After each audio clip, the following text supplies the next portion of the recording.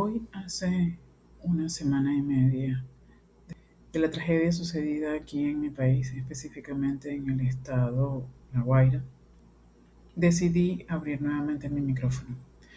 La verdad que esos fueron unos días bastante eh, muy dolorosos para mí y para mi país, pues era imposible no voltear la mirada hacia esa situación, aun cuando yo estoy lejos porque estoy en la isla de Margarita.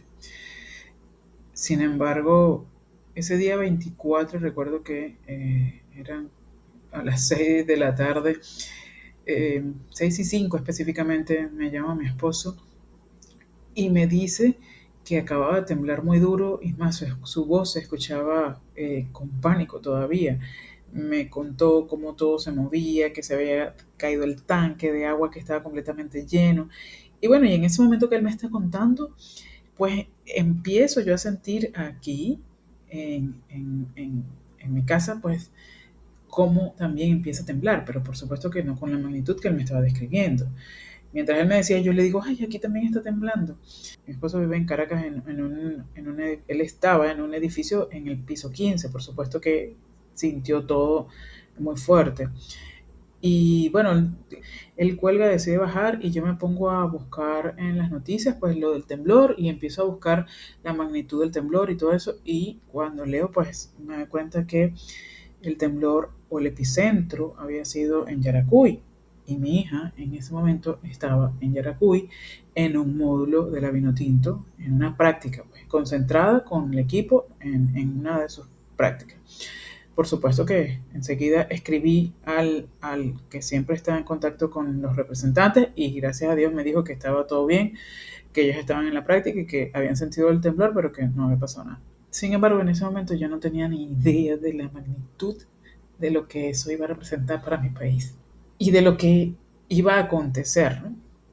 Porque cuando empiezo a averiguar, unos dos edificios, bueno, que se habían caído en Caracas, pero bueno, yo dije, cónchale, sí, lamentable por esas personas, pero es al día siguiente, en la noche, cuando realmente yo empiezo a ver, y ya en el día 25, el día siguiente, pues también veo las noticias y empiezan a salir todas las noticias, sin embargo, no había visto algo tan tangible como fue un video donde mostraba todo lo que era el litoral, de cómo era antes y de cómo había quedado. Allí fue que yo entré en razón de la magnitud del desastre. Era ver cómo toda una costa de no sé cuántos kilómetros llena de edificios, quizás 300 o más, ya había pasado a ser sencillamente algo plano. La mayoría de los edificios estaban caídos. Y allí en ese momento fue que sentí realmente la magnitud del desastre. Obviamente que en ese día siguiente no tuve cabeza para más nada, sino para estar pendiente de la información, estar pendiente de mi hija que estaba lejos, que ya habían decidido cancelar el entrenamiento y mandarla nuevamente para acá, para la isla, pero pues el aeropuerto quedó clausurado. Entonces tenían que cuadrar una logística para poderla llevar a ella hasta Caracas y después traer para salir desde Valencia y entregársela a mi esposo para que él la pudiera mandar para Margarita. Dentro de todo, pues yo sabía que ellos estaban bien, pero no podía ser indolente ante toda la situación que estaba ocurriendo en Vargas e incluso de manera aislada en otros estados.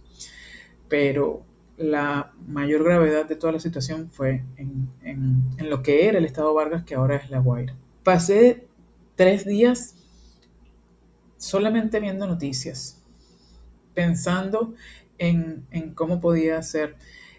Incluso, bueno, el día viernes, porque eso fue el miércoles, fuimos a ayudar a recolectar cosas para, o como un centro de acopio que hicimos en conjunto con los compañeros de mi hijo como promoción de quinto año, que él se graduó ahorita. Eh, y bueno, hicimos esa labor lo que fue el viernes en la tarde y el sábado. Por lo menos allí sentía que estaba apoyando de alguna manera. Sin embargo, pues todo el ambiente, todas las noticias, todo lo que se hablaba, pues no fue de otra cosa, sino de eso. Eh, el mundial se apagó para nosotros y realmente fue bastante fuerte esos primeros días, dejar de ver noticias. O sea, pasé los 3 días viendo noticias, hablando con las personas cercanas a mí, averiguando sobre personas que conocía que podían estar allá. Gracias a Dios, pues ninguno de mis familiares allegados y ninguna de las personas conocidas directamente estaban allá. Por lo menos hasta ahora no he conocido, no he tenido noticias de ninguna pérdida muy cercana a mí.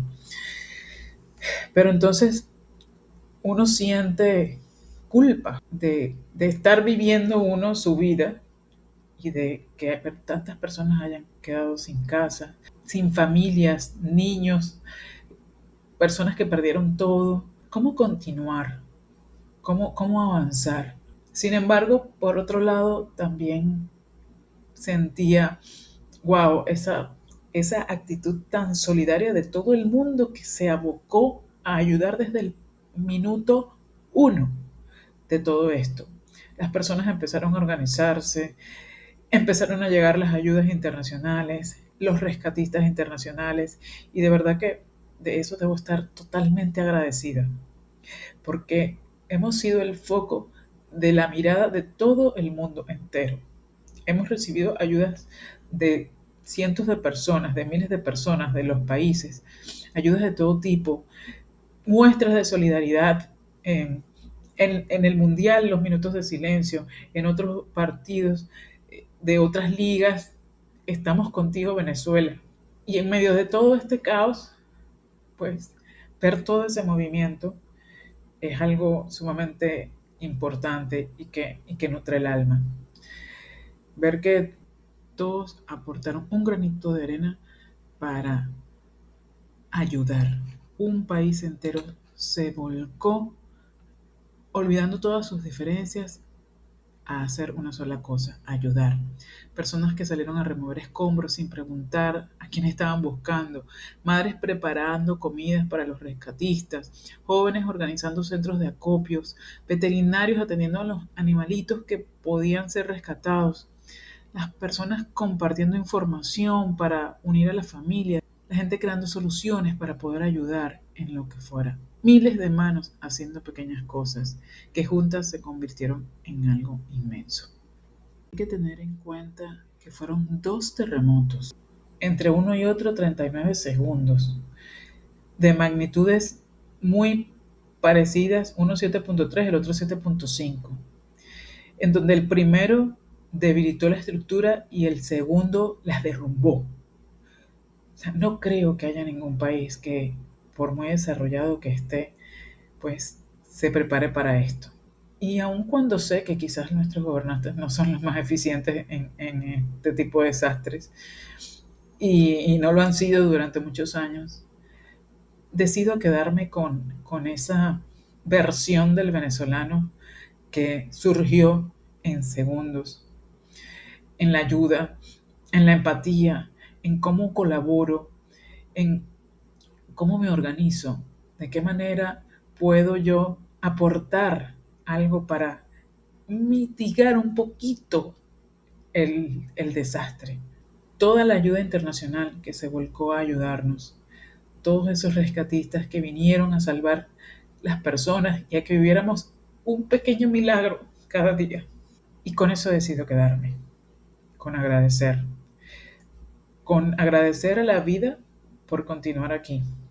En nuestra historia contemporánea creo que eso va a ser un antes y un después. No creo que haya nadie que haya quedado con la misma visión de la vida hasta el 24 de junio a las 6 de la tarde, cuando sucedió todo este desastre. Créanme que me costó mucho volver a tomar este micrófono para compartirles mi experiencia y cómo me sentía. Pero así como yo creo que deben haber estado muchos, porque el cómo continuar nuestra vida de manera normal con tanto desastre que pasó. Y en que esta historia apenas comienza. El rescatar a las personas, el ofrecerle servicio a todas esas personas que quedaron, es solamente el primer paso de todo esto. Ahora es que viene trabajo. ¿Cómo reconstruir? ¿Cómo brindarle otra oportunidad a esas personas que sobrevivieron? ¿Cómo puedo seguir yo apoyando Como les dije, ahora es que esto recién comienza. Después de observar todo eso, me pongo a reflexionar lo frágil que es la vida. Vivimos haciendo planes para el próximo mes, para el próximo año, para cuando tengamos más tiempo, para cuando todo esté en orden. Y de pronto pues algo ocurre y nos damos cuenta de que la vida no siempre sigue nuestros planes. Por eso pienso que una manera de honrar a todos esos que se fueron es vivir nuestra vida con más conciencia, tener en cuenta la importancia de las personas, el tiempo que compartimos, los abrazos que damos, las palabras que todavía podemos decir. Siempre les hablo por aquí de organizar, de prioridades, de tener enfoque. Y en estos días entendí que las prioridades no solamente se escriben en una agenda, se viven, se demuestran. Y tú las eliges cada día. Cuando escuchas, cuando sirves, cuando agradeces, cuando haces espacio para estar presente. Y siempre es importante tener en cuenta que hay cosas que dependen de nosotros, hay cosas que dependen de otras personas y hay cosas que simplemente dependen de Dios. Y eso no lo podemos controlar.